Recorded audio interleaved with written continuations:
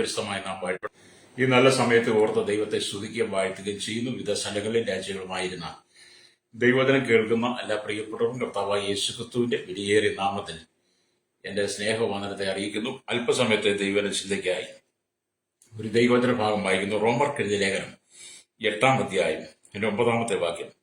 നിങ്ങളോ ദൈവത്തിന്റെ ആത്മാവ് നിങ്ങളിൽ വസിക്കുന്നു എന്ന് വരികിൽ ജഡസ്വഭാവമുള്ളവരല്ല, ആത്മസ്വഭാവമുള്ളവരത്രേ.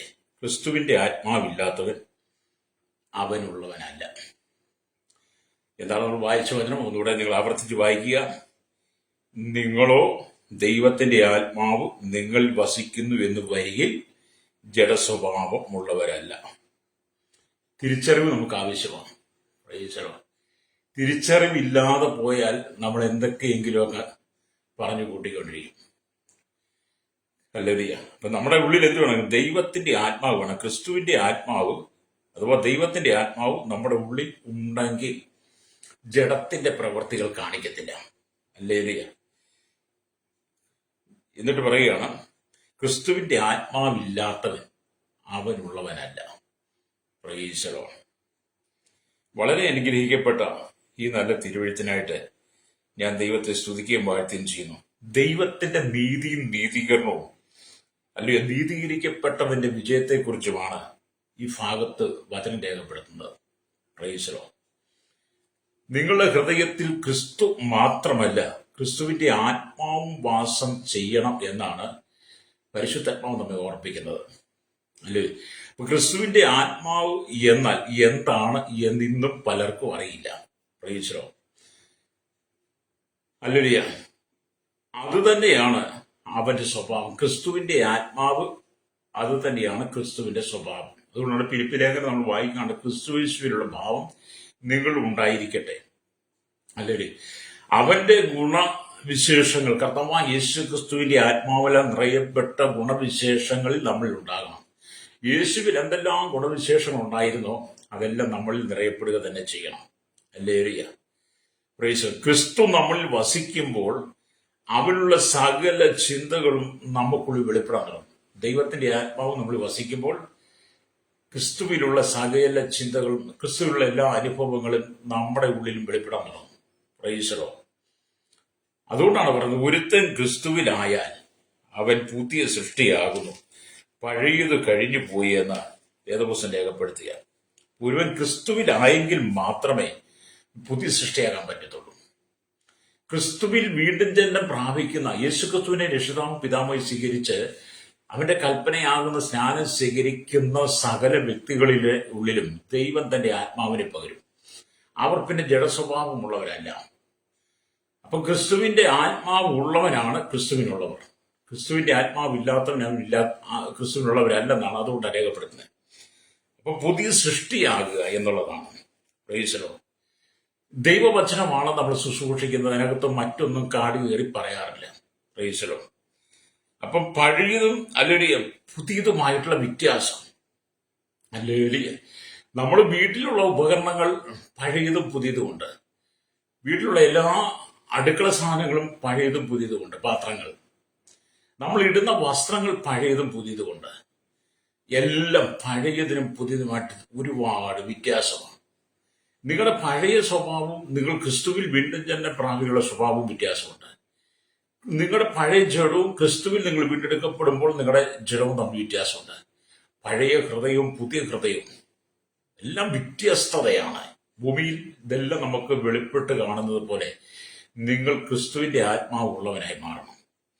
അപ്പൊ പുതിയ സൃഷ്ടി ആയി മാറും. ജഡത്തിന്റെ പ്രവൃത്തികൾ ചത്തുപോയി എന്നാണ് വേദവ്യാഖ്യാനം കാണുന്നത്. കാരണം നമ്മൾ ക്രിസ്തുവിലാകുമ്പോൾ ജഡത്തിന്റെ പ്രവൃത്തികൾ നമ്മളിൽ മരിക്കുന്നു, ചാകുന്നു. ഹല്ലേലൂയ. സ്തോത്രം. ഗലാത്യ ലേഖനം 6:15 വായിച്ചാൽ കാണാൻ കഴിയും. അപ്പം പുതിയ സൃഷ്ടിയെ സംബന്ധിച്ചിടത്തോളം അവനിൽ പുതിയ പ്രവർത്തനം, പുതിയ ലക്ഷ്യം, ഹല്ലേലൂയ, ആമേൻ, ആത്മാവിനുള്ള ബന്ധം എല്ലാം ഉണ്ടാവും. ക്രിസ്തു പുതിയ സൃഷ്ടിയാകുമ്പോൾ നമ്മുടെ ഉള്ളിലെ പുതിയ സൃഷ്ടി, പുതിയ പ്രവർത്തനങ്ങള്, പുതിയ ലക്ഷ്യങ്ങള്, ഹല്ലേലൂയ, ആമേ, അതുപോലെ കർത്താവിനുള്ള പുതിയ ബന്ധം, പുതിയ മനോഭാവം ഒക്കെ ഉണ്ടാവും. 4 കാര്യങ്ങൾ. ഒന്നെന്താണ്? ക്രിസ്തുവിനുള്ള പുതിയ ആമേലൂയ പ്രവർത്തനം, പുതിയ ലക്ഷ്യം, ക്രിസ്തുവിനുള്ള ബന്ധം, പുതിയ അല്ലുയ മനോഭാവം. അങ്ങനെ അങ്ങനെ ക്രിസ്തുവിൽ നാം വളർന്നു വരണം. പ്രൈസലോ, ക്രിസ്തുവിൽ വളരുക. അല്ലേലൂയ. അപ്പം പുതിയ സൃഷ്ടിയായി തീർന്നവൻ ന്യായവിധിയിൽ നിന്നും വിടുതൽ പ്രാപിക്കുക. പുതിയ സൃഷ്ടിയായവൻ ന്യായവിധിയിൽ നിന്നും വിടുതൽ പ്രാപിക്കുന്നു. ഹല്ലേലൂയ. ദൈവവചനത്തിന് മാത്രമേ നമ്മെ പുതിയ സൃഷ്ടിയാക്കി എടുക്കാൻ പറ്റത്തുള്ളൂ. ലോകത്തിൽ ഒരു മനുഷ്യൻ നമ്മെ പുതിയ സൃഷ്ടിയാക്കി എടുക്കാൻ പറ്റത്തില്ല. നമ്മുടെ ഉള്ളിൽ ഒരുപാട് ജഡസ്വഭാവങ്ങളുണ്ട്, ജഡത്തിന്റെ പ്രവൃത്തികളുണ്ട്. അതെല്ലാം നമ്മളിവിടെ പങ്കുവെച്ച് ജീവിച്ചാൽ നമ്മൾ ക്രിസ്തുവിന്റെ ആത്മാവിൽ വസിക്കാൻ പറ്റത്തില്ല.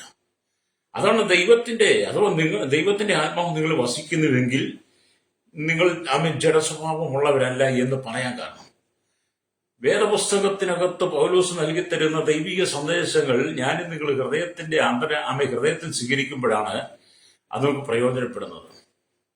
നമ്മൾ ഈ പ്രഭാതത്തിൽ ദൈവവചനം പ്രസംഗിക്കുന്നത് അടിച്ച് ഫിറ്റായിട്ടൊന്നല്ല. കഴിഞ്ഞ ദിവസം ഒരു സഹോദരൻ മെസ്സേജ് ഇട്ടു, ഊടായിപ്പ് രാവിലെ അടിച്ച് ഫിറ്റായിട്ട് വന്നിട്ടുണ്ടെന്ന്. ഞാനത് വായിച്ചപ്പോൾ എനിക്ക് ഭയങ്കര സന്തോഷം. പുള്ളി ഒരു ക്രൈസ്തവനാണ്, പേര് നെൽസൺ തോമസ് എന്നൊക്കെ ആയിട്ടിരിക്കുന്നത്. അപ്പം പുള്ളി പറയാണ്, അതിലൊരു അടിച്ച് ഫിറ്റായിട്ട് അയാൾ ഊടായിപ്പ് വന്നിട്ടുണ്ട്. എന്റെ സഹോദരങ്ങളെ, രാവിലെ ദൈവവചനം പ്രസംഗിക്കുന്ന അടിച്ച് ഫിറ്റായിട്ടൊന്നുമല്ല, അടിച്ച് ഫിറ്റായി നടന്നൊരു കാലഘട്ടം ഉണ്ടായിരുന്നു. ഇപ്പൊ ദൈവവചനമാണ് പ്രസംഗിക്കുന്നത്. ഫിറ്റായിട്ടല്ല ഇത് പ്രസംഗിക്കുന്നത്, ദൈവം തന്ന കൃപയിലാകട്ടോ. ഹല്ലേലൂയ. ഒരു ക്രിസ്തുവിന്റെ ആത്മാവില്ലാത്തവർക്ക് ഇങ്ങനെയുള്ള ചിന്താഗതി വരത്തുള്ളൂ. അത് അവരെ കുറ്റം പറഞ്ഞിട്ട് കാര്യമില്ല, കാരണം അവർ ജീവിക്കുന്ന ജഡത്തിലാണ്. ഹല്ലേലൂയ. പെന്തക്കോസ്താളിൽ പത്രോസാദിയായവരിരുന്ന് ആത്മാവിൽ നിറയപ്പെട്ട് ദൈവത്തെ സ്തുതിച്ചപ്പോൾ അന്ന് കൂടി വന്ന ജനം പറഞ്ഞു, ഇവര് പുതുവീഞ്ഞ് കുടിച്ചിരിക്കുന്നു പറഞ്ഞു. വീഞ്ഞ് കുടിച്ചിരിക്കുക. അപ്പൊ പത്രോസ് ഒരു മണി 3-ാം നേരം ആയതേ ഉള്ളൂ, ഒരു വീഞ്ഞ് കുടിച്ചവരല്ല. യോവേൽ പ്രവാചകൻ മുഖാന്തരം അരുളി ചെയ്ത വചനം അഭിഷേക വിരമിൽ വന്നതുകൊണ്ട് ഇവരെല്ലാം ആത്മാവിൽ നിറയപ്പെട്ട് സംസാരിക്കുകയാണെന്ന് പത്രോസ് പറയുന്നുണ്ട്. ഹല്ലേലൂയ. അപ്പം വീണ്ടെടുക്കപ്പെട്ട ഓരോ ദൈവമക്കളുള്ളിലും ദൈവത്തിന്റെ ആത്മാവ് വസിക്കുക എന്നുള്ളതാണ്. ഈ ലോകം നമുക്കൊരിക്കലും ശാശ്വതമല്ല. ഹല്ലേലൂയ. ജഡികമായതിൽ നിന്ന് നമ്മൾ പുതിയതിലേക്ക് വരണം. ജഡികമായി നമ്മൾ പുതിയതിലേക്ക് വരുമ്പോഴാണ് നമ്മുടെ ജീവിതത്തിൽ പുതിയ പുതിയ അനുഭവങ്ങൾ. പുതിയ സൃഷ്ടിയാവുമ്പോൾ നമ്മുടെ ജീവിതത്തിന്റെ ദേഷ്യങ്ങളും കോപങ്ങളും ഒക്കെ നമ്മൾ മാറ്റിക്കളയും.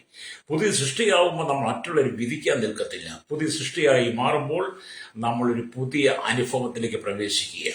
ഹല്ലേലൂയ. നിങ്ങൾ ജനിച്ച കാലത്തെ പോലെയല്ല നിങ്ങൾ ഇപ്പോൾ ജീവിക്കുന്നത്. നിങ്ങൾ ജനിച്ച കാലഘട്ടം നിങ്ങൾ പിച്ച വെച്ച് നടക്കാൻ പോലും അറിയില്ലായിരുന്നു.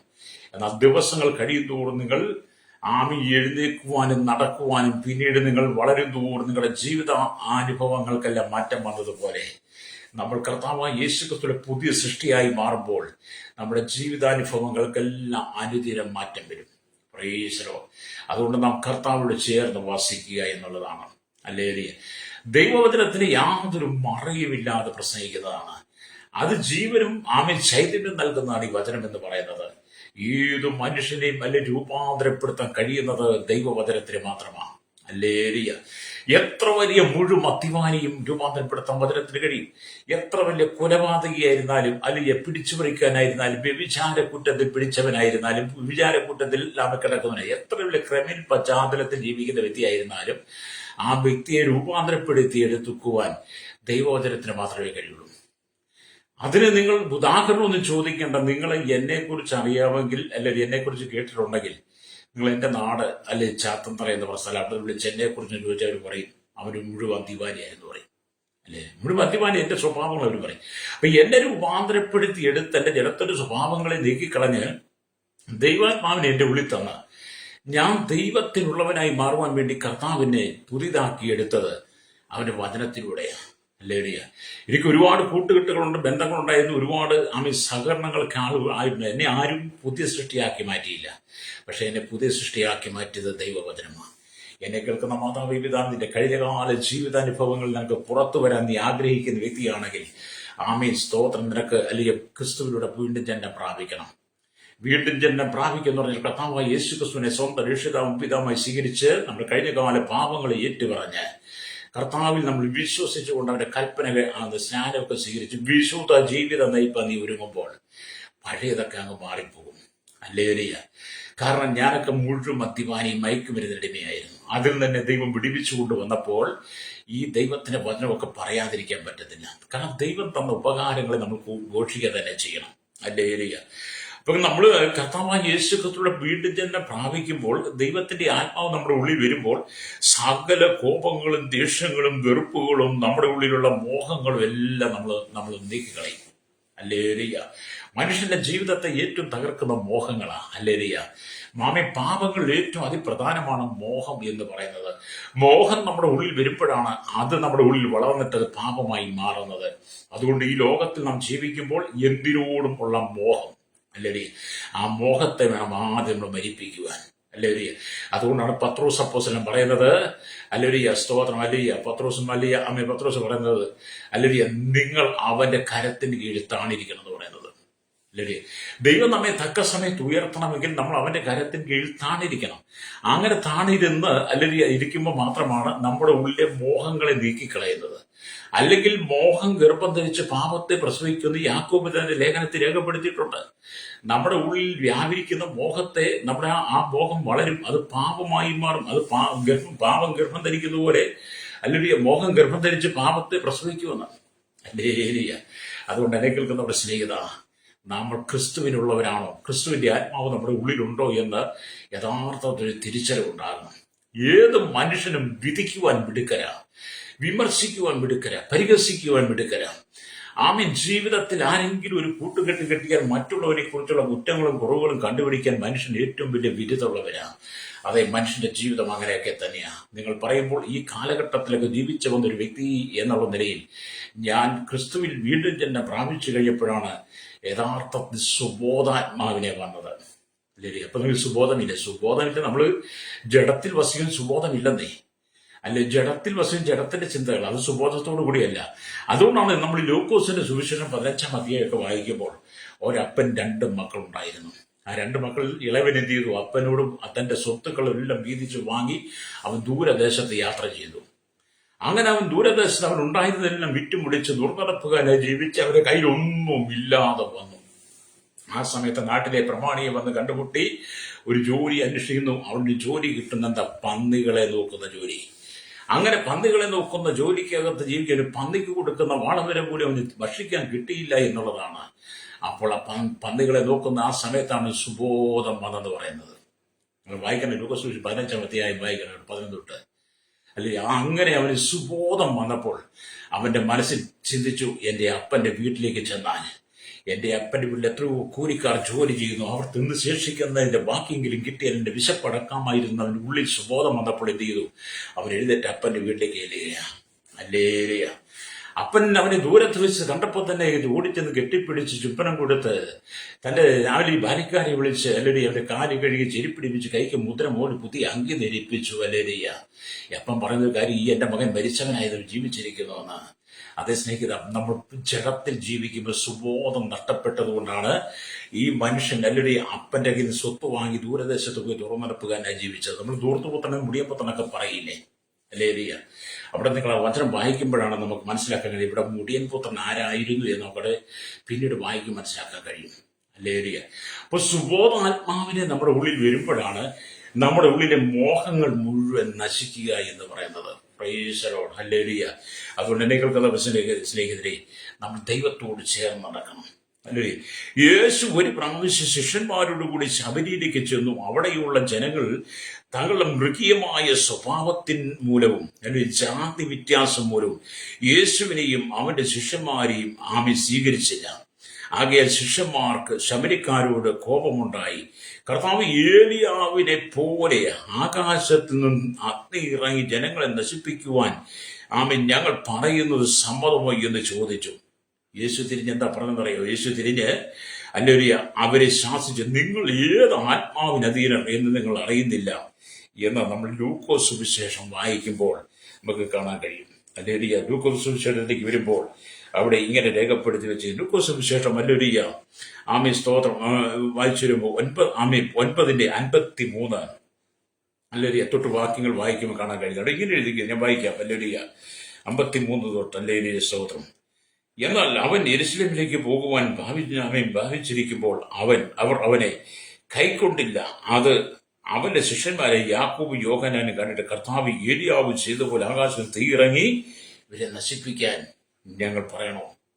ലേലിയ എന്താണ് ഏലിയാവ് ചെയ്തതുപോലെ? നമുക്കറിയാം ലേലിയ ശമരിയർ യേശുവിനെ കൈക്കൊണ്ടില്ല എന്നുള്ളത് കൊണ്ട് അവരെ ആകാശം തീയിറക്കി നശിപ്പിക്കുവാൻ യോഹന്നാനും യാക്കോബും കൂടെ കർത്താവിനോട് അനുവാദം ചോദിക്കുകയാണ്. ഏലിയാവ് ആകാശത്ത് തീയിറക്കിയതുപോലെ ഞങ്ങൾ ചെയ്യട്ടെ എന്നാ ചോദിക്കുന്നത്. അല്ലേ ഏലിയ ചെയ്യട്ടെ എന്ന് ചോദിക്കുന്നത്? ഇവർക്ക് കർത്താവ് ഇടിമക്കൾ എന്നുള്ള അർത്ഥം കൊടുത്തിട്ടുണ്ട് എന്ന് പേരിട്ടത് ന്യായമാണ് അല്ലേ? അതുകൊണ്ടാണ് അവരങ്ങനെ ചോദ്യം ചോദിക്കുന്നത്. എന്നെ കേൾക്കുന്ന പ്രശ്നം ഇവിടെ കർത്താവിന്റെ വചനം വായിക്കുമ്പോൾ കർത്താവ് ഈ ഭൂമിയിലേക്ക് വന്നത് ആരും നശിപ്പിക്കുവാനല്ല, ആരും തകർക്കുവാനല്ല, കാണാതെ പോയിനെ തിരഞ്ഞു രക്ഷിപ്പാൻ വേണ്ടിയാണ് വന്നത്. ദൈവരാജ്യത്തും ദൈവത്തിൽ നിന്നും കാണാതെ പോയ ജീവിതങ്ങളെ തെരഞ്ഞു പിടിച്ച് രക്ഷിച്ച് അവനെ നിത്യജീവൻ കൊടുക്കുവാൻ വേണ്ടിയാണ് യേശു ഭൂമിയിൽ വന്നു എന്ന് പറയുന്നത്. അപ്പൊ അതുകൊണ്ട് എന്ത് ചെയ്യണം? നമ്മൾ ആ നിത്യജീവനെ പ്രാപിക്കുവാൻ നമ്മുടെ ഉള്ളിലെ മോഹം മാറ്റിക്കളയണം. മോഹം ഉള്ളത് കൊണ്ടാണ് നമ്മൾ മദ്യപിക്കാൻ തയ്യാറാകുന്നത്. മോഹം ഉള്ളത് കൊണ്ടാണ് നമ്മൾ മറ്റുള്ള എല്ലാ പാപപ്രവൃത്തികളും ചെയ്യുന്നത്. മോഹം വളരുന്നതുകൊണ്ടാണ് നമ്മൾ ലോകത്തിന്റെ അതിക്രമങ്ങളിലേക്ക് പോകുന്നത്. എന്നെ കേൾക്കുന്ന മാതാവേ, പിതാവേ, നിന്റെ കുടുംബത്തിനകത്തും നിന്റെ ജീവിതത്തിനകത്തും എത്രയോ കാലങ്ങളായി പാപത്തിന്റെ അനുഭവത്തിലൂടെ പാപത്തിലൂടെ യാത്ര ചെയ്ത് സമാധാനമില്ലാത്ത അനുഭവങ്ങൾ അല്ലേ? ജീവിതം തകർന്ന് തരിപ്പണമായിട്ടും ഇന്നും ചില സ്വഭാവം വിട്ട് മടങ്ങി വരുവാൻ നീ തയ്യാറാകുന്നില്ലെങ്കിൽ അല്ലേലിയ ദൈവത്തിന്റെ ന്യായവിധിയിൽ നീ ചെന്ന് ചാടുക തന്നെ ചെയ്യും അല്ലേ? ന്യായവിധി ദൈവം നമുക്ക് വെച്ചിട്ടുണ്ട് രക്തം. ആ ന്യായവിധിയിലേക്ക് നിങ്ങൾ വീഴും മുമ്പേ ക്രിസ്തുവിന്റെ ആത്മാവുള്ളവനായി മാറണം. അതുകൊണ്ടാണ് ക്രിസ്തുവിന്റെ ആത്മാവ് ഇല്ലാത്തവൻ അവനുള്ളവനല്ല എന്ന് പറയുന്നത് അല്ലേ? മാനുഷികമായി നമുക്ക് മനുഷ്യാത്മാവ് നമ്മുടെ ഉള്ളിലുണ്ട്. മനുഷ്യാത്മാവ് നമ്മുടെ ഉള്ളിലുണ്ടെങ്കിലും ആ മനുഷ്യാത്മാവിൽ നമ്മൾ ജീവിക്കുമ്പോൾ എല്ലാം പാപസ്വഭാവത്തിലായിരിക്കും. എന്നാൽ മനുഷ്യാത്മാവിനെ നമ്മുടെ ഉള്ളിൽ വസിക്കുമ്പോൾ തന്നെ നാം ദൈവാത്മാവിൽ നിറയപ്പെടുകയാണെങ്കിൽ, ദൈവാത്മാവിൽ എങ്ങനെ നിറയപ്പെടാം എന്നൊരു ചോദ്യം ഉണ്ടാകും. ദൈവാത്മാവിൽ നിറയപ്പെടാം എന്നുള്ള ചോദ്യം കർത്താവ് യേശുവിനെ സ്വന്തം രക്ഷിതാവും പിതാവായി സ്വീകരിക്കണം. നിങ്ങളുടെ പാപത്തിന്റെ പരിഹാരം വരുത്തുവാൻ, നിങ്ങളുടെ പാപത്തെ നീക്കിക്കളഞ്ഞ, നിങ്ങളുടെ അശുദ്ധിയെ നീക്കി നിങ്ങളൊരു പുതിയ മനുഷ്യനാക്കി എടുക്കുവാൻ യേശു സ്വർഗ മഹിമകളെ വെടിഞ്ഞ് താണഭൂമിയിലേക്ക് വന്നു എന്ന് നിങ്ങൾ വിശ്വസിക്കണം. യേശുക്രിസ്തുവിന്റെ 33 തിരുവയസ്സ് ജീവിതത്തെക്കുറിച്ച് നിങ്ങൾ ചിന്തിക്കുക. 3.5 വർഷം യേശുവിന്റെ പരശുശ്രൂഷയും യേശുവിന്റെ ക്രൂശിലെ മരണവും അവന്റെ അടക്കവും അവന്റെ ഉയർപ്പും പുനരുത്ഥാനും ഒക്കെ മനസ്സിലാകുമ്പോൾ നമ്മൾ പഠിക്കും, നമുക്ക് മനസ്സിലാക്കാൻ കഴിയും യേശുക്രിസ്തു രക്ഷകനായി വന്നെങ്കിൽ മാത്രമേ നമുക്കൊരു പുതിയ മനുഷ്യനാകാൻ കഴിയത്തുള്ളൂ അല്ലേ? നമ്മൾ പുതിയ മനുഷ്യനായി മാറും. പഴയതിനെ എല്ലാം നമ്മൾ ഉപേക്ഷിച്ച് കളയണം അല്ലേ? ഇവിടെ ദൈവത്തിന് വചനം പറയുന്നത് അല്ലേ? സ്തോത്രം. ക്രിസ്തുവിന്റെ ആത്മാവായ മനസ്സിലും ദൈവിക സ്നേഹവും ശബരിയാക്കാരുടെ ഹൃദയത്തിൽ വസിച്ചിരുന്നില്ല. മാത്രമല്ല യേശുവിന്റെ കൂടെ ഉണ്ടായിരുന്ന പത്രോസിന്റെ, യാക്കോബിന്റെ, യോഹാന്റെ ഉള്ളിലും ക്രിസ്തുവിന്റെ ആത്മാവ് വസിച്ചിരുന്നില്ല എന്നുള്ള തെളിവാണ് ഞങ്ങൾ ഏലിയാവ് പ്രാർത്ഥിച്ചതുപോലെ തീറക്കി ഇവരെ നശിപ്പിക്കട്ടെ എന്ന് ചോദിക്കുന്നത്. അതുകൊണ്ടാണ് യേശു നിങ്ങൾ ഏത് ആത്മാവിന് അധീനനാണ് ചോദിക്കുന്നത് അല്ലേ? കേൾക്കുന്നത് ലൂക്കോസ് സുവിശേഷം 9-ാം അധ്യായത്തിലേക്ക് വരുമ്പോൾ നമ്മൾ കാണുന്നത് അല്ലേ, അവിടെ എങ്ങനെ വീണ്ടും രേഖപ്പെടുത്തിയിരിക്കുന്നു. സ്തോത്രം. ലൂക്കോസ് സുവിശേഷം 9-ാം അധ്യായത്തിലേക്ക് വരുമ്പോൾ അല്ലേ, 9-ാം അധ്യായം 57-ാമത്തെ വാക്യത്തിലേക്ക് വരുമ്പോൾ ഇങ്ങനെ രേഖപ്പെടുത്തിയിട്ടുണ്ട്. അവർ വഴി പോകുമ്പോൾ ഒരുത്തൻ അവനോട്, നീ എവിടെ പോയാലും ഞാൻ നിന്നെ അനുഗമിക്കാം എന്ന് പറഞ്ഞു. യേശു അവരോട്, കുറുനരികൾക്ക് കുഴിയും ആകാശത്തിലെ പർവ്വജാതികൾക്ക് കൂടുമുണ്ട്, മനുഷ്യപുത്രനോ തലചായ്പാണ്ടമില്ല എന്ന് യേശു പറയുന്നത് കാണാൻ കഴിയും അല്ലേ? നമ്മൾ നമ്മുടെ ജീവിതത്തിന്റെ അനുഭവത്തിലേക്ക് കടന്നു വരുമ്പോഴാണ് മനുഷ്യരുടെ പ്രാണങ്ങളെ നശിപ്പാനല്ല മനുഷ്യപുത്രൻ രക്ഷിപ്പാനത്രേ വന്നതെന്ന് നമുക്ക് ഈ ദൈവവചന ഭാഗത്തൊക്കെ വായിക്കുമ്പോൾ കാണാൻ കഴിയും അല്ലേ? ഇവിടെ സ്തോത്രം, ഒരിക്കലും ദൈവം മനുഷ്യപ്രാണനെ നശിപ്പിക്കുന്നവനല്ല, രക്ഷിക്കുന്നവനാണ്. അത് ലൂക്കോസ് സുവിശേഷം 19:10 വായിക്കുമ്പോഴാണ് നമുക്ക് മനസ്സിലാക്കുന്നത്. കാണാതെ പോയതിനെ തിരഞ്ഞു രക്ഷിപ്പാനല്ലോ മനുഷ്യപുത്രൻ വന്നത്. അപ്പൊ യേശു എന്താണ്? അവൻ എരിഹോവിൽ എത്തി കടന്നു പോകുമ്പോൾ ചുങ്കക്കാരിൽ പ്രമാണിയും ധനവാനുമായ സക്കായി എന്ന് പേരുള്ള പുരുഷൻ യേശു എങ്ങനെയുള്ളവരെന്ന് കാണുവാൻ ശ്രമിച്ച് വളർച്ചയിൽ കുറയവനാകൊണ്ട് പുരുഷാർത്ഥ നിമിത്തം കഴിഞ്ഞില്ല. അപ്പോൾ അവൻ മുമ്പോട്ട് ഓടി അവനെ കാണേണ്ടതിന് ഒരു കാട്ടത്തിമേൽ കയറി. യേശു ആ വഴിയായി വരികയായിരുന്നു. അവൻ ആ സ്ഥലത്തെത്തിയപ്പോൾ മേൽപ്പെട്ടു നോക്കി, സക്കായിയെ വേഗം ഇറങ്ങി വാ. ഹല്ലേലൂയ. വേഗം ഇറങ്ങി വാ, ഞാൻ ഇന്ന് നിന്റെ വീട്ടിൽ പാർക്കേണ്ടതാകുന്നു എന്ന് അവരോട് പറഞ്ഞു. അവൻ ബന്ധപ്പെട്ടു. ഹല്ലേലൂയ. ബന്ധപ്പെട്ട് ഇറങ്ങി സന്തോഷത്തോടെ അവനെ കൈക്കൊണ്ടു. കണ്ടവരെല്ലാം അവൻ പാപിയായ ഒരു മനുഷ്യരോട് പാർപ്പാൻ പോയി എന്ന് പറഞ്ഞ് പിറുപിറുത്തു. സക്കായിയിൽ നിന്ന് കർത്താവിനോട്, കർത്താവ്, എന്റെ വസ്തുവകയിൽ പകുതി ഞാൻ ദരിദ്രർക്ക് കൊടുക്കുന്നുണ്ട്. ഹല്ലേലൂയ. വല്ലതും ചരിവായി വാങ്ങിയിട്ടുണ്ടെങ്കിൽ 4 മടങ്ങ് മടങ്ങി കൊടുക്കാം എന്ന് പറഞ്ഞ് യേശുവിനോട്, ഇവനും അബ്രഹാമിന്റെ ഹല്ലേലൂയ മകനാകയാൽ ഇന്ന് ഈ വീടിന് രക്ഷ വന്നു. അല്ലെങ്കിൽ എന്നിട്ട് യേശു പറയുന്നത്, കാണാതെ പോയതിനെ തിരഞ്ഞു രക്ഷിപ്പാനല്ലോ മനുഷ്യപുത്രൻ വന്നത്. അതേപടി കർത്താവ് മനുഷ്യന്റെ പ്രാണങ്ങളെ നശിപ്പിപ്പാനല്ല മനുഷ്യപുത്രൻ വന്നത്, രക്ഷിപ്പാൻ വേണ്ടി എത്രയാൾക്ക്. അതേ, ദൈവം നമ്മെ താഴ്ചയിൽ ഉയർത്തുന്നവനാ, പാപത്തിൽ നിന്ന് വിടിവിക്കുന്നവനാണ്, നമ്മുടെ അകൃത്യങ്ങളിൽ നമ്മളെ വിടിവിക്കുന്നവനാ, നമ്മളെ സ്നേഹാദരവോടെ ചേർത്ത് പിടിച്ച് വാത്സല്യം തന്ന് നമ്മുടെ ജീവിതത്തിന്റെ സാഹചര്യങ്ങൾക്കെല്ലാം മാറ്റം തരുന്നവനാ. നിങ്ങളുടെ കണ്ണുനീര് തുടയ്ക്കാൻ കഴിയുന്ന യേശു മാത്രമേ ഉള്ളൂ. ഹല്ലേലൂയ. എന്റെ കുടുംബത്തിന്റെ അരാജകത്തെ മാറ്റുവാൻ യേശുവിനെ മാത്രമേ കഴിയുള്ളൂ. ഹല്ലേലൂയ. നിന്റെ മക്കളുടെ ലഹരിക്ക് അടിമയായി ജീവിക്കുന്ന മക്കൾക്ക് ഒരു വിടുതൽ കൊടുക്കാൻ യേശുവിനെ കഴിയുള്ളൂ. നിന്റെ ഭർത്താവിന്റെ മദ്യപാനത്തിന്റെ ഭാര്യയുടെ മദ്യപാനത്തെ വിടിവിക്കുവാൻ യേശുവിനെ കഴിയുള്ളൂ. ഹല്ലേലൂയ. ഇന്നത്തെ കാലഘട്ടത്തിലെ ഭാര്യ ഭർത്താക്കന്മാർ മക്കളെല്ലാം ഒന്നിച്ചിരുന്ന് കുടുംബത്തിൽ മദ്യപിക്കുന്ന കാലഘട്ടമാണ്. ഹല്ലേലൂയ. കാരണം അപ്പനും മക്കളും എല്ലാം ഒന്നിച്ചിരുന്ന് സിഗരറ്റും വീടിയും വലിക്കുന്ന എത്രയോ കുടുംബങ്ങൾ ഞാൻ പോയിരിക്കുന്നു, കണ്ടിരിക്കുന്നു. ഹല്ലേലൂയ. നിങ്ങളോടൊക്കെ പറയുവാനുള്ളത്, ക്രിസ്തുവിന്റെ ആത്മാവില്ലാത്തവൻ അവനുള്ളവനല്ല. ക്രിസ്തുവിന്റെ ആത്മാവ് നിങ്ങളുടെ ഉള്ളിലുണ്ടെങ്കിൽ നിങ്ങൾ പരസ്പരം ബഹുമാനിക്കും. ഹല്ലേലൂയ. മാതാപിതാക്കൾ പരസ്പരം ബഹുമാനമുള്ളവരായിരിക്കും. മക്കൾ അപ്പനമ്മമാരോട് ബഹുമാനമുള്ളവരായിരിക്കും. അപ്പനമാർ മക്കളെ ബഹുമാനിക്കും. മാത്രമല്ല, നിങ്ങൾ ക്രിസ്തുവിനുള്ളവരാണെങ്കിൽ നിങ്ങളെക്കാൾ ശ്രേഷ്ഠം, നിങ്ങളെക്കാൾ മുതിർന്നവരെ എല്ലാം നിങ്ങൾ ബഹുമാനിക്കും. ഇനി ക്രിസ്തുവിന്റെ ആത്മാവ് നിങ്ങളുടെ ഉള്ളിലുണ്ടെങ്കിൽ നിങ്ങളൊരു കുഞ്ഞിനെ പോലും ബഹുമാനിക്കും. ഹല്ലേലൂയ. അപ്പൊ ക്രിസ്തുവിന്റെ ആത്മാവ് നമ്മുടെ ഉള്ളിൽ വലിപ്പ ചെറുപ്പമില്ല, പരസ്പരം ബഹുമാനിക്കുക എന്നുള്ളതാണ്. ഹല്ലേലൂയ. ക്രിസ്തുവിന്റെ ആത്മാവ് ഇല്ലാത്തത് കൊണ്ടാണ് നമുക്ക് എല്ലാവരെയും ഉൾക്കൊള്ളാൻ കഴിയാത്തത്. ഹല്ലേലൂയ. അപ്പൊ യേശു ക്രിസ്തു ഭൂമിയിലായിരുന്നപ്പോൾ തന്റെ അരികിൽ വന്നവരെ എല്ലാം യേശു ചേർത്ത് പിടിച്ചു. കുഷ്ഠരോഗിക്ക് സൗഖ്യം കൊടുത്തു. പാപിനിയായ സ്ത്രീയുടെ വിടുതലും കാണാൻ കഴിയും. മുടത്തനെ നടത്തി, കുരുടന് കാഴ്ച കൊടുത്ത്, ചെകിടന് കേൾവി കൊടുത്തു, ഊമനെ സംസാരിക്കുമാറാക്കി, ചന്ദ്രരോഗിയായ ആ മകന് സൗഖ്യം കൊടുത്തു, മരിച്ചവർക്ക് ജീവനം കൊടുത്തു, രക്തക്കാരി സ്ത്രീക്ക് വിടുതൽ കൊടുത്തു. ഹല്ലേലൂയ. അങ്ങനെ യേശു സകല ജനത്തിന് സൗഖ്യം കൊടുത്തു. ഹല്ലേലൂയ. അപ്പൊ കർത്താവായ യേശു ക്രിസ്തുവിന്റെ ഈ ഭൂമിയിലെ ശുശ്രൂഷ എന്ന് പറയുന്നത് തന്റെ അരികിൽ വന്നവരെല്ലാം ചേർത്ത് പിടിക്കുന്നതായിരുന്നു. എന്ന് പറഞ്ഞാൽ നമ്മൾ എല്ലാവരും ചേർത്ത് പിടിക്കണമെങ്കിൽ ക്രിസ്തുവിന്റെ ആത്മാവ് നമ്മുടെ ഉള്ളിൽ വരണം. ക്രിസ്തുവിന്റെ ആത്മാവ് നമ്മുടെ ഉള്ളിൽ ഇല്ലാത്തതുകൊണ്ടാണ് ഭവനത്തിനകത്ത് അമ്മായിയമ്മ മരുമോൾ തമ്മിൽ അടിയുണ്ടാകുന്നത്. ഹല്ലേലൂയ. ക്രിസ്തുവിന്റെ ആത്മാവ് നിങ്ങളുടെ ഉള്ളിൽ ഇല്ലാത്തത് കൊണ്ടാണ് നീ സഹോദരനെതിരെ കോടതിയിൽ കേസ് കൊടുത്തത്. ക്രിസ്തുവിന്റെ ആത്മാവ് നിന്റെ മേൽ ഇല്ലാത്തത് കൊണ്ടാണ് നീ പോലീസ് സ്റ്റേഷനിൽ നിരന്തരം കയറി ഇറങ്ങുന്നത്. ആർക്കു വേണ്ടി? നിന്റെ അപ്പനെയും അമ്മയ്ക്ക് പ്രതിയാക്കി, നിന്റെ മക്കളെ പ്രതിയാക്കി നീ പോലീസ് സ്റ്റേഷൻ കയറി ഇറങ്ങുന്നത് ക്രിസ്തുവിന്റെ ആത്മാവ് നിന്റെ ഉള്ളിൽ ഇല്ലാത്തത് കൊണ്ടാണ്. യേശുവിന്റെ ആത്മാവ് നിന്റെ ഉള്ളിലുണ്ടെങ്കിൽ നിന്റെ ഭവനത്തിന്റെ സ്വത്തിന് വേണ്ടി നീ തർക്കം കൂട്ടത്തിൽ അടിപിടി ഉണ്ടാക്കത്തില്ല. ഹല്ലേലൂയ. ക്രിസ്തുവിന്റെ ആത്മാവ് നിന്റെ ഉള്ളിലുണ്ടെങ്കിൽ നീ ക്രിമിനൽ കേസുകളിൽ ചെന്ന് ചാടത്തില്ല. ക്രിസ്തുവിന്റെ ആത്മാവില്ലെങ്കിൽ എല്ലാ പാപ സ്വഭാവങ്ങളും നമ്മുടെ ജീവിതത്തിൽ വളരും, രക്തം ചെയ്യും. അതുകൊണ്ടാണ് ഹല്ലേലൂയ കർത്താവ് പറയുന്നത്, നിങ്ങളോ ദൈവത്തിന്റെ ആത്മാവ് നിങ്ങൾ വസിക്കുന്നു എന്ന് വരികിൽ ജഡസ്വഭാവം ഉള്ളവരല്ല, ആത്മസ്വഭാവം ഉള്ളവരത്രേ. ഈ ഒരു തിരിച്ചറിവ് ഈ കാലഘട്ടത്തിൽ സകല ജനത്തിനും ആവശ്യമാണ്. രക്തം ചെയ്യും. നമ്മുടെ കുടുംബങ്ങളൊക്കെ തകരുന്നത് എന്തുകൊണ്ടാണ്? നമ്മുടെ ബന്ധങ്ങൾ തകരുന്നത് എന്തുകൊണ്ടാണ്? വിശ്വാസികൾക്ക് ഇടയന്മാരെ അനുസരിക്കാൻ പറ്റത്തില്ല. വിശ്വാസികൾ പുരോഹിതന്മാരെ അനുസരിക്കത്തില്ല.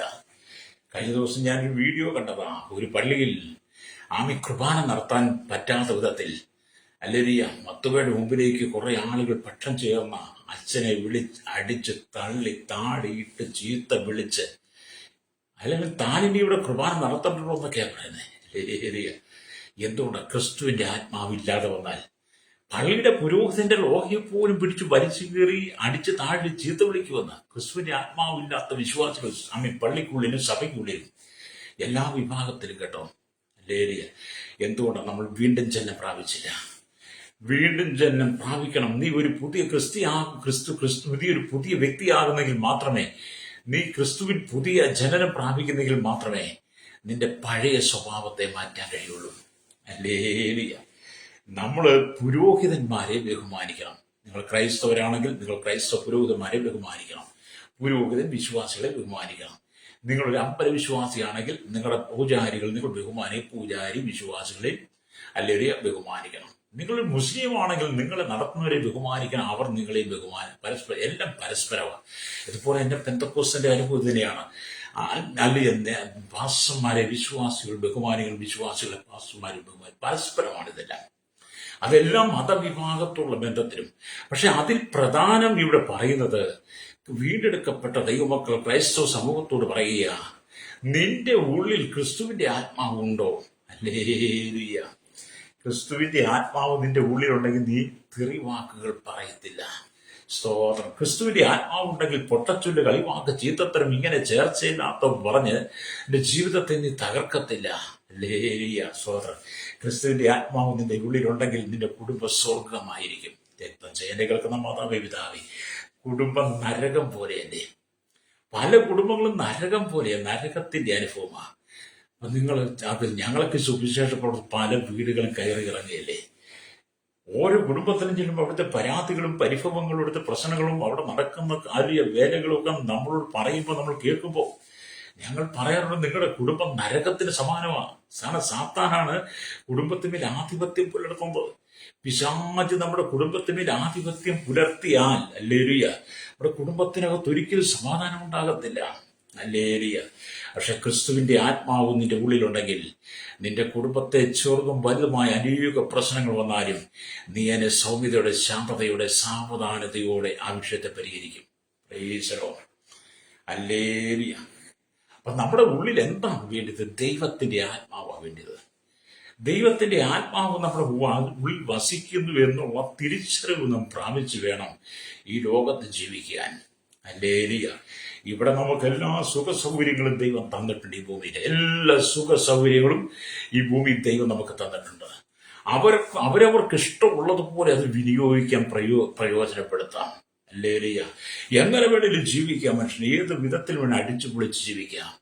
പക്ഷെ അങ്ങനെ ഏതു വിധത്തിൽ അടിച്ചു പൊളിച്ച് ജീവിച്ച് നിനക്ക് തന്നിരിക്കുന്ന എല്ലാ നന്മകളും നിന്റെ ഇഷ്ടപ്രകാരം നീ അനുഭവിച്ച് ജീവിച്ച് ആരെയും അനുസരിക്കാതെ നീ മുന്നോട്ട് പോയാൽ ഒരു ദിവസം മരണമുണ്ട് നമ്മുടെ ജീവിതത്തിൽ.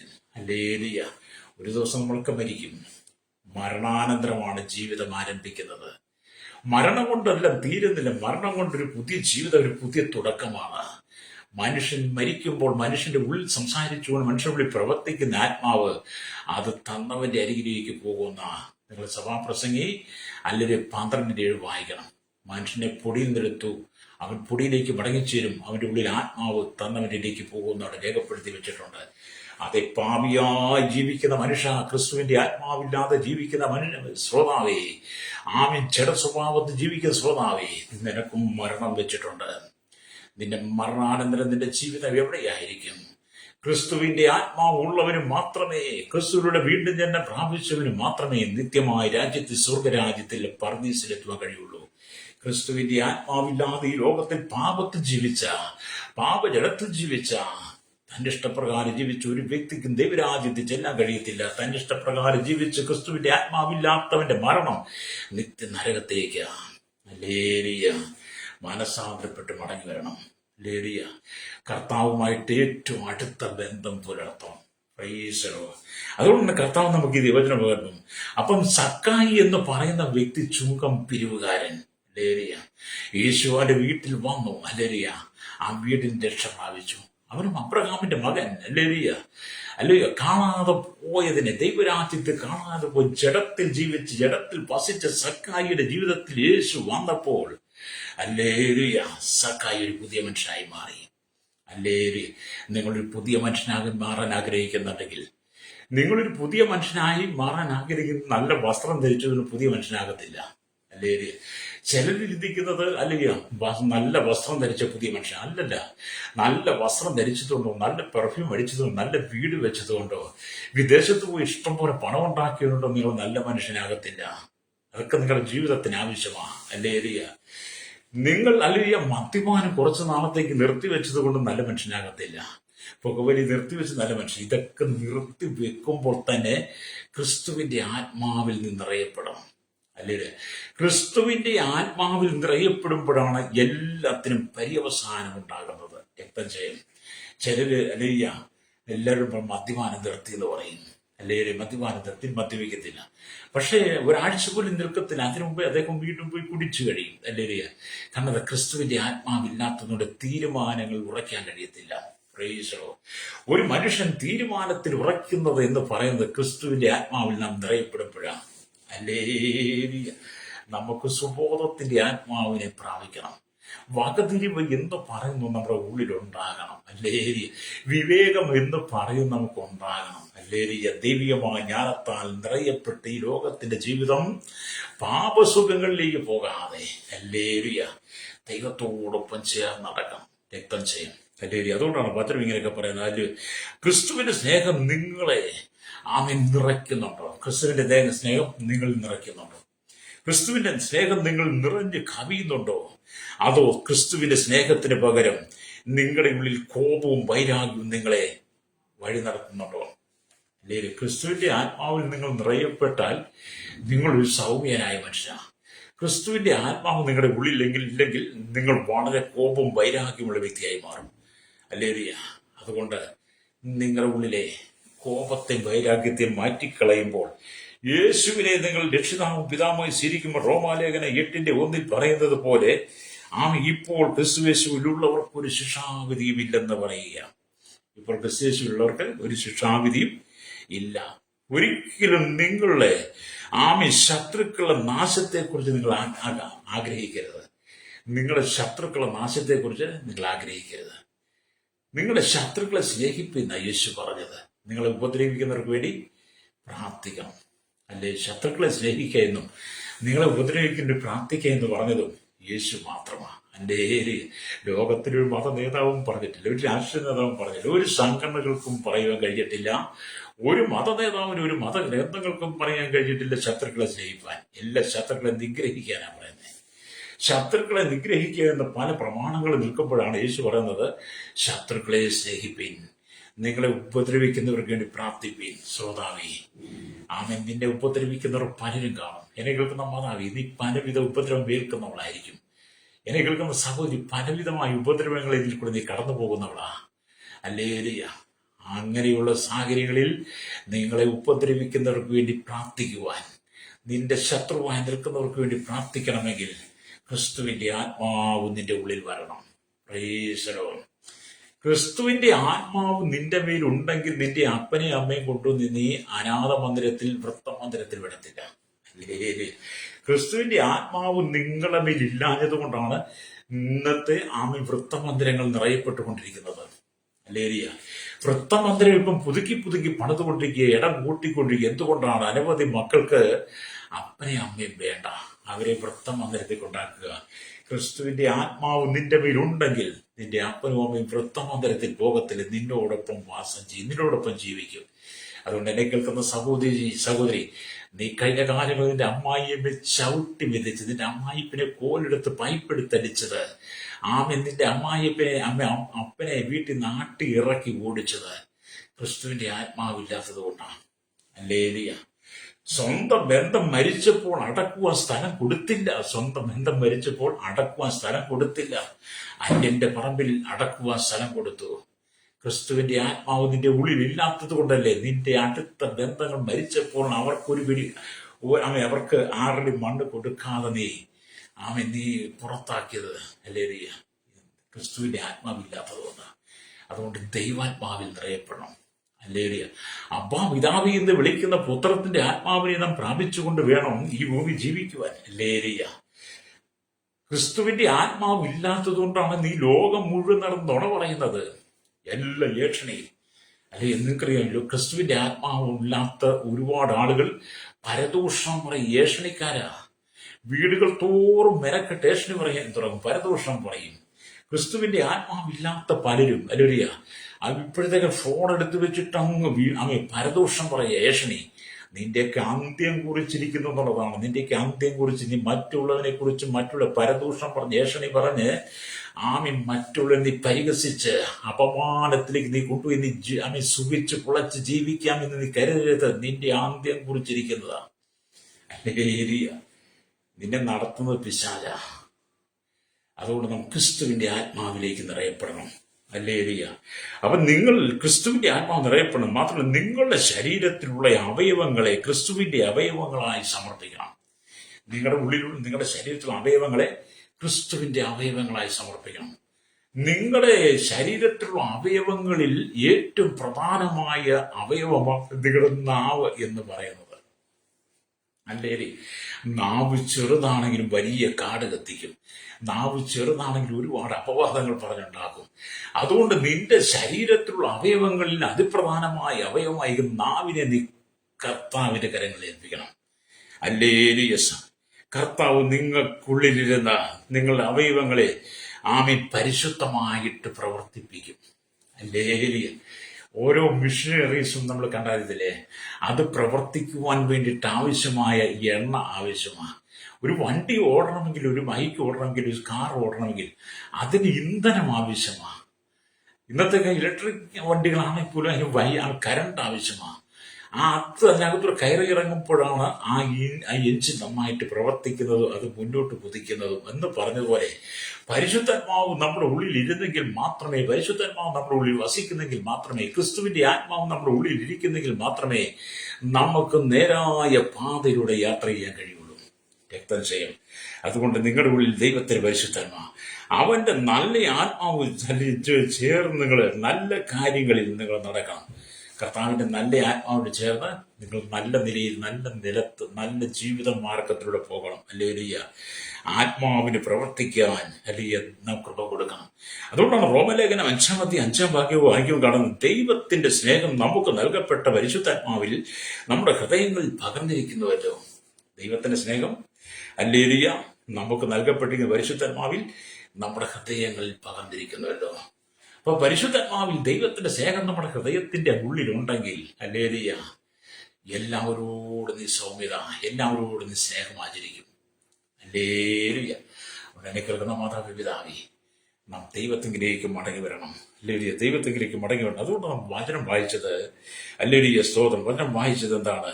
നിങ്ങളോ ദൈവത്തിന്റെ ആത്മാവ് നിങ്ങളിൽ വസിക്കുന്നതെന്ന് വരികിൽ ജഡസ്വഭാവമുള്ളവരല്ല, ജഡസ്വഭാവമുള്ള ആത്മസ്വഭാവമുള്ളവരത്രേ.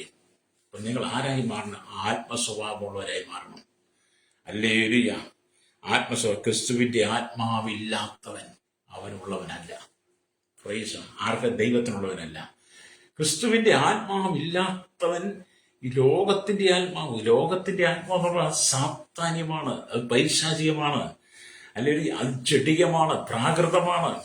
അല്ലെങ്കിൽ അതിന് രൂപഭാവങ്ങളൊന്നുമില്ല. രൂപഭാവങ്ങളൊന്നും ലോകത്തിന്റെ ആത്മാവിനില്ല. ജഡികവും പ്രാകൃതവും വികൃതവുമായതാണ്. അത് ജഡികമായതും പ്രാകൃതവും വികൃതമായതും സംസാരിച്ചുകൊണ്ടിരിക്കും. അതുകൊണ്ടാണ് കോപവും വൈരാഗ്യവും വേഷണിയും നുണയും എല്ലാം നീ അങ്ങോട്ട് പറഞ്ഞ് പ്രചരിപ്പിക്കുന്നത്. ഈ നാവ് കൊണ്ട് പാപം ചെയ്യാതിരിക്കാൻ ദുഷ്ടൻ എന്റെ മുമ്പിലിരിക്കുമ്പോൾ ഞാൻ എന്റെ വായ്ക്ക് കടിഞ്ഞാണിട്ട് കാക്കുമെന്നും ദാവീദ് പറഞ്ഞു 39 സങ്കീർത്തനത്തിൽ. അതെ, ദുഷ്ടൻ നമ്മുടെ മുമ്പിലിരിക്കുമ്പോൾ അനവധി ദുഷ്ടന്മാർ, ദുഷ്ട സഹോദരന്മാർ, ദുഷ്ട സ്ത്രീകൾ നമ്മുടെ മുമ്പിൽ ഇരിക്കുമ്പോൾ നമ്മുടെ നാവിന് കടിഞ്ഞാണിട്ട് സൂക്ഷിച്ചോണം കേട്ടോ. ഹല്ലേലൂയ. അല്ലെങ്കിൽ നീ അവരോടൊപ്പം ചേരുവെന്ന്. Praise the lord. ഹല്ലേലൂയ. നീ മാനസാന്തരപ്പെടണം. നിന്റെ ജീവിതത്തിന്റെ അകത്ത് നീ അനവധി ആളുകളെ കുറിച്ച് പരിഹാസം പറഞ്ഞ് പരിഹസിച്ച് ഏഷണി പറഞ്ഞ് അനവധി ആളുകൾക്ക് നേരെ അപമാനം പറഞ്ഞു നടക്കുന്ന ജീവിതത്തിനകത്ത് ദൈവത്തിന്റെ ന്യായവിധിയുടെ കരം വെളിപ്പെടാൻ സമയമായി. മാനസാന്തരപ്പെട്ട് മടങ്ങി വരണം. ഹല്ലേലൂയ. നിങ്ങളുടെ ശരീരത്തെ നിങ്ങളുടെ സ്വന്തം ആഗ്രഹത്തിനനുസരിച്ച് നയിക്കാതെയും സാത്താന്റെ തന്ത്രത്തിനനുസരിച്ച് സമർപ്പിക്കാതെയും ക്രിസ്തുവിന്റെ ആത്മാവ് നിങ്ങളുടെ ഉള്ളിൽ വസിക്കുവാൻ വേണ്ടി നിങ്ങൾ സമർപ്പിച്ചു കൊടുക്കണം. നിങ്ങളുടെ ശരീരത്തെ സ്തോത്രം, നിങ്ങളുടെ ശരീരം സ്വന്തം ആഗ്രഹങ്ങൾക്ക് വേണ്ടി പ്രവർത്തിപ്പിക്കരുത്. സാത്താന്റെ ഇഷ്ടത്തിന് വേണ്ടി ആയിരിക്കും നിങ്ങളുടെ ശരീരത്തെ പ്രവർത്തിപ്പിക്കരുത്. സാത്താന്റെ ഇഷ്ടത്തിന് വേണ്ടി നിങ്ങളുടെ ശരീരത്തെ പ്രവർത്തിപ്പിക്കരുതെന്നാണ്. ഹല്ലേലൂയ. പലരുടെയും ശരീരം ഇങ്ങനെ സ്വന്തം ഇഷ്ടത്തിനും സാത്താന്റെ ഇഷ്ടത്തിനുമാണ് പ്രവർത്തിക്കുന്നത്. ഹല്ലേലൂയ, സ്തോത്രം. ഇവിടെ പറഞ്ഞ ക്രിസ്തുവിന്റെ ആത്മാവ് നിങ്ങളെ നയിക്കുന്നതിന് വേണ്ടി നിങ്ങളുടെ ശരീരത്തെ ക്രിസ്തുവിന് വേണ്ടി സമർപ്പിക്കണം. ക്രിസ്തുവിന്റെ അവയവം ക്രിസ്തുവിന്റെ അവയവത്തിന്റെ വിഭാഗങ്ങളായിരിക്കണം നമ്മൾ. ക്രിസ്തു സഭ അല്ലെങ്കിൽ ക്രിസ്തു ശരീരത്തിന്റെ ഭാഗമായി മാറും. നമ്മൾ ക്രിസ്തുവാകുന്ന സഭയുടെ ശരീരത്തിന്റെ ഭാഗമാണ്. എന്നെ കേൾക്കുന്ന പ്രിയ സ്നേഹിതരെ, നിങ്ങളുടെ ആഗ്രഹപ്രകാരം നിങ്ങളെ നയിക്കാതെ നിങ്ങളുടെ ശരീരത്തെ എല്ലായ്പ്പോഴും പരിശുദ്ധാത്മാവിനെ നടത്തുവാനുള്ള അനുവാദം കൊടുക്കുക. നിങ്ങളുടെ ആഗ്രഹങ്ങൾ നിങ്ങളെ തന്നെ നടത്താതെ നിങ്ങളെ നടത്തുവാൻ പരിശുദ്ധാത്മാവിന് വിട്ടുകൊടുക്കണം. Price the Lord. അതുകൊണ്ടാണ് യേശു പറഞ്ഞത്, ഞാൻ പോയ ശേഷം കാര്യസ്ഥനെ നിങ്ങളുടെ അയക്കും. അവൻ വന്ന് പാപത്തെക്കുറിച്ചും നീതിയെക്കുറിച്ചും ന്യായവിധിയെക്കുറിച്ചും ലോകത്തിന് ബോധ്യം വരുത്തും എന്ന് പറഞ്ഞത്. പാപത്തെക്കുറിച്ചും നീതിയെക്കുറിച്ചും ന്യായവിധിയെക്കുറിച്ചും ലോകത്തിന് ബോധ്യം വരുത്തി തരും. അപ്പൊ നമ്മെ നടത്താൻ ആരാണ്? പരിശുദ്ധാത്മാവാ. ഹല്ലേലൂയ. എന്നെ കേൾക്കുന്ന സ്നേഹിത, നമ്മുടെ ജീവിതത്തിൽ ക്രിസ്തുവിന്റെ ആത്മാവ് വസിക്കട്ടെ. അതുകൊണ്ട് വചനം പറയുന്നത്, ക്രിസ്തുവിന്റെ ആത്മാവില്ലാത്തവൻ അവനുള്ളവനല്ല. ക്രിസ്തുവിന്റെ ആത്മാവ് നിന്റെ ഉള്ളിലില്ലെങ്കിൽ നീ എല്ലാ ജടിക പാപങ്ങളും നീ ചെയ്യും. പ്രൈസലോ. ഈ പ്രഭാതത്തിൽ ഞാൻ ദൈവത്തിനും പറയുന്നത് സുബോധാത്മാവില, അടിച്ച് ഫിറ്റായിട്ടൊന്നും അല്ല കേട്ടോ. ലേരിയ അങ്ങനെ നിങ്ങൾ ചിന്തിക്കരുത്. ഫ്രൈസ് അങ്ങനെ ചിന്തിക്കുന്നവരുള്ളതുകൊണ്ട് പറഞ്ഞതാ. ദൈവത്തിന്റെ വചനം എന്നെ മാനസാന്തരപ്പെടുത്തിയ, എന്നെ രക്ഷയ്ക്ക് നയിച്ച, എനിക്ക് സുബോധത്തിന്റെ ആത്മാവിനെ തന്ന ക്രിസ്തുവിന്റെ ആത്മാവിന്റെ ഉള്ളിൽ വന്നപ്പോൾ ആത്മാവിൽ നിറയപ്പെട്ട് ദൈവാത്മാവ് എനിക്ക് തരുന്ന ദൈവത്തിന്റെ വചനം ഞാൻ നിങ്ങളോട് പങ്കുവെക്കുകയാണ്. എന്തിനാ? നീ മാനസാന്തരം, നീ ന്യായവിധിയിൽ ഒഴിവുള്ളവരായി ദൈവരാജ്യത്തിൽ നീ കാണപ്പെടാൻ വേണ്ടി കർത്താവ് ആഗ്രഹിക്കുന്നു. കണ്ണുകളടയ്ക്കാമോ? നമുക്ക് പറയാമോ? കർത്താവിന്റെ ജഡസ്വഭാവത്തെ മാറ്റി ജഡത്തിന്റെ ആത്മാവിനെ നീക്കി ക്രിസ്തുവിന്റെ ആത്മാവിൽ നിറയപ്പെട്ട് അങ്ങയോടൊപ്പം ജീവിച്ച് ഈ ഭൂമിയിൽ നിന്ന് കടന്നു പോകുവാൻ എന്നെ, എന്റെ ഭർത്താവിനെയും മക്കളെയും മാതാപിതാക്കളെയും സഹോദരികളെയും ബന്ധുമിത്രാദികളെയും എന്റെ അയൽവാസികളെയും എന്റെ എല്ലാ കർത്താവ് കൂടപ്പുറപ്പുകളെയും അതിനായി ഒരുക്കണമേ എന്ന് പറഞ്ഞ് പ്രാർത്ഥിക. ദൈവം നിനക്ക് വേണ്ടി ചില അത്ഭുതങ്ങളെ ചെയ്യും. പരിശുദ്ധ ഞങ്ങളുടെ നല്ല ദൈവമേ, സ്വർഗ്ഗ പിതാവേ, അനുഗ്രഹിക്കപ്പെട്ട നല്ല സമയത്തിനായി ദൈവത്തിന്റെ വചനം കേട്ടുകൊണ്ടിരിക്കുന്ന എല്ലാ ജനത്തെയും, കേരളത്തിൽ, ഭാരതത്തിൽ, ലോക രാജ്യങ്ങളിൽ 800 കോടിയിലധികം ജനത്തിന്റെ വിടുതലായി ഞങ്ങൾ പ്രാർത്ഥിക്കുകയാണ്. പാപത്തിന്റെ വശീകരണത്തിനകത്ത് വീണ് കിടക്കുന്ന ആയിരങ്ങൾ മദ്യത്തിന് മയക്കും പാൻസ് ലഹരിക്കൂടെ പെട്ട് കിടക്കുന്ന ഈ ലോകത്തെ ജടിക വെറുക്കൂത്തുകളിൽ വീണ് കിടക്കുന്ന അനവധി ആളുകൾ, ദുഷ്ടന്റെ പാവിയുടെയും പരിഹാസങ്ങളുടെ വഴിയുടെ യാത്ര ചെയ്യുന്ന അനവധി ആളുകളെ, ജാതി മത വർഗ വർണ്ണ വ്യത്യാസമില്ല, കുടിൽ തൊട്ട് കൊട്ടാരത്തിൽ വരെ പാർക്കുന്ന എല്ലാ ജനത്തെയും അവിടുത്തെ കരങ്ങളിലേൽപ്പിക്കുന്നു. ലഹരികൾ കടിമപ്പെട്ട് കിടക്കുന്ന തീവ്രവാദത്തിലും ഭീകരവാദത്തിലും വർഗീയത്തിലും അടക്കപ്പെട്ട് രാജ്യരാഷ്ട്ര തലം മത നേതാക്കന്മാർ എല്ലാ ജനത്തെയും കർത്താവിന്റെ കരങ്ങളിലേൽപ്പിക്കുകയാണ്. കർത്താവ് ഈ ജനത്തിന് മനസ്സാന്തരം കൊടുക്കുന്ന ശൈശവത്തിലും ബാല്യത്തിലും കൗമാരം യൗവനത്തിലും വാർദ്ധക്യത്തിലും വൃത്തലും അശരണം യാച്ച് റോഫിനെ ചോട്ടഞ്ഞു തടവറയിലായിരിക്കുന്ന എല്ലാ ജനത്തിന്റെയും ദൈവത്തിന്റെ നീതിയുടെ കരം വെളിപ്പെടണേ. കർത്താവ് ഈ ഒരു മനുഷ്യൻ നഷ്ടപ്പെട്ട് പാപത്തിൽ നഷ്ടപ്പെട്ട് മരിച്ച് കർത്താവ് നിത്യ നരകത്തിലേക്ക് പോകാതെ ഈ ഭൂമിയിൽ വെച്ച് തന്നെ ജഗത്തിന്റെ പ്രവർത്തികളെ ഉരിഞ്ഞു കളഞ്ഞ് ക്രിസ്തുവിൽ പുതിയ മനുഷ്യനായി ആത്മസ്വഭാവമുള്ളവരായി ക്രിസ്തുവിന്റെ ആത്മാവുള്ളവരായി കർത്താവിലെല്ലാം നിത്യതയിൽ കാണുവാൻ ഈ ജനത്തിനു വേണ്ടി പ്രാർത്ഥിക്കുകയാണ്. സകല ജനത്തെ ഒരുക്കണമേ യേശുവിന്റെ നാമത്തിൽ തന്നെ. ആമേൻ, ആമേൻ, ആമേൻ.